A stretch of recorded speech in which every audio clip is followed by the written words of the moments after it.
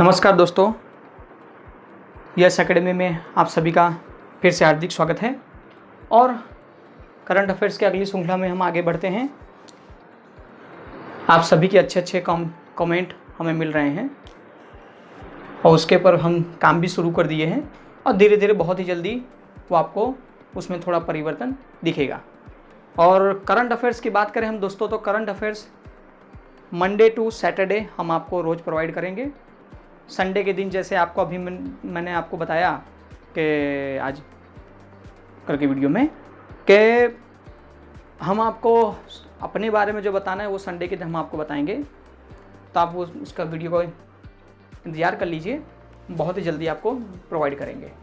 चलिए शुरू करते हैं करंट अफेयर्स की ओर। रोलेट सत्याग्रह, देखिए दो सत्याग्रह हैं, रोलेट सत्याग्रह और जलियांवाला बाग कांड। बहुत ही फेमस कांड है, आपको पता ही है, जलियांवाला बाग और रोलेट सत्याग्रह। ये रोलेट सत्याग्रह और जलियांवाला बाग के 100 वर्ष पूरे हुए हैं। कितने वर्ष? 100 साल। आपसे सवाल पूछ लिया जाएगा कि नीचे दिए गए ऑप्शनों में से 100 वर्ष किस हत्याकांड के या किस सत्याग्रह के पूरे हुए हैं। दो में से जो नाम आए या जोड़ी में आए तो आप ये दोनों याद रखिएगा कि 100 साल पूरे हुए हैं इनके। ठीक है दोस्तों, अगला सवाल, विजया बैंक और देना बैंक, विजया बैंक और देना बैंक दोनों का विलय हो गया है। क्या हुआ है? विलय हुआ है। आपको सभी को पता है किस में हुआ है? बैंक ऑफ बड़ौदा में। अब ये विलय हो गया है, ये सबको पता हो गया है, कॉमन सवाल है, क्योंकि जितने के अकाउंट होल्डर हैं या जितने बैंक की एसएससी की तैयारी कर रहे हैं अन्य, और सभी को पता है कि विजया बैंक का और देना बैंक का बैंक ऑफ बड़ौदा में विलय हो गया है। लेकिन उसी के साथ में एक चीज़ और याद रखनी है कि देश में जो एसबीआई और एचडीएफसी बैंक है, देश में एसबीआई और एचडीएफसी जो बैंक है, उसके बाद तीसरे नंबर की सबसे बड़ी बैंक ऑफ बड़ौदा हो गई है, बीओबी। क्या बोल रहे हैं? एसबीआई पूछा जाए कि देश की तीसरे नंबर की बैंक कौन सी बन गई है, तो bank of Baroda. First number SBI, second number HDFC और थर्ड नंबर बीओबी को मिल गया है।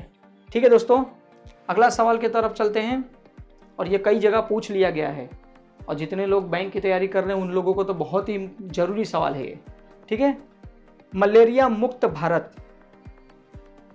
मलेरिया से भी बहुत लोगों को बहुत बीमार होते हैं, और ख़ास करके जहाँ साफ़ सफाई नहीं होती, पानी हर जगह भरा रहता है, तो वहाँ मच्छर पैदा होते हैं। हमारे घर की जो टंकियाँ होती हैं उन्हें भी आप मैं तो कहें कि हर एक महीने में या 2 महीने में उसे साफ़ करवाइए, तो जिससे, और उसे साफ़ तो करवाइए, साथ में उसे हमेशा ढक के रखिए, इस तरह ढक के रखिए कि उसमें एक मच्छर अंडा ना रख सके, मच्छर भी ना, कोई कीड़ा मकोड़ा भी ना जा सके, क्योंकि वो पानी हमें ही इस्तेमाल करना होता है। तो देश में प्रण लिया गया है कि मलेरिया मुक्त भारत करना है। कब तक में? 2027 तक में। देखिए, दो तरह से इसको सवाल में सोचा गया है कि मलेरिया मुक्त कब तक करना है, तो 2027 तक। लेकिन मलेरिया को जड़ से कब तक खत्म किया जाएगा? 2030 तक में। याद रखिएगा, मलेरिया मुक्त भारत 2027 तक में करना है और मलेरिया को जड़ से मिटा देना है। अब जड़ से मिटाने के लिए क्या होगा? कहीं ना कहीं ये मच्छरों का भी इलाज किया जाएगा, जो भी समझें, तो 2030 तक में उसका इलाज होगा। तो ये बहुत ही इंपॉर्टेंट सवाल हो जा रहा है, इसे भी याद रखिएगा, क्योंकि बहुत सारे परीक्षाओं में पूछा जा चुका है कि इसकी डेडलाइन कब तक दी गई है, कुछ भी योजनाएं बनाई गई हों। ठीक है, तो इसके 2027 दी है, किसी के 2022 है, किसी के 2030 है, 2024 है, इस तरह सबकी अलग अलग सालें फिक्स की गई हैं। ठीक है दोस्तों, तो याद रखिएगा। अगला सवाल है, समानता एक्सप्रेस। समानता एक्सप्रेस नागपुर से शुरू किया गया है। अब समानता एक्सप्रेस है क्या? तो समानता एक्सप्रेस यह पर्यटन ट्रेन है। पर्यटन ट्रेन है मतलब ये समझे कि वीकली एक ट्रेन है।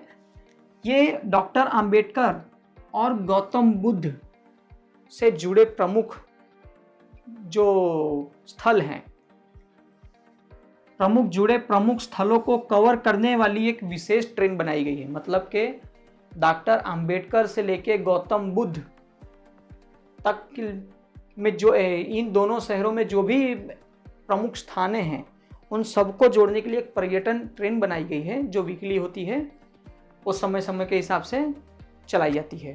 ठीक है दोस्तों, तो याद रखिएगा समानता एक्सप्रेस नागपुर से जितने भी रेलवे की तैयारी कर रहे हैं उन सभी लोगों के लिए ऐसा सवाल बहुत ही जरूरी हो गए हैं। आगे रोशनी ऐप IIT रोपड़ द्वारा तैयार की गई है।